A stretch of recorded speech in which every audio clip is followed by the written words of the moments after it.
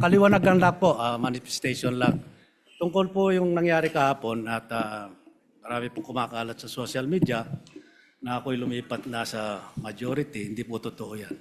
Nananatili po ako sa minority group at hindi po ako alis dito. At yung pong motion ni Senator Zubiri kahapon ay sinusuportahan ko po.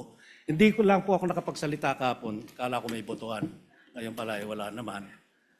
Hiling ko lang po dito sa Senado, sana magkaisa tayo. Iwasan ang bangayan, ang dami-dami natin bisitang pari dito. Palakpakan po natin sila para ipagdasal po kami na magkaisa na kami para maibalik ang dangal ng Senado. Maraming salamat po. Gusto ko lang magpasalamat kay Senator Lito Lapid na kahit na magkaiba na tayo ng partido, I think we are batchmates, so magkasama kami since 2004.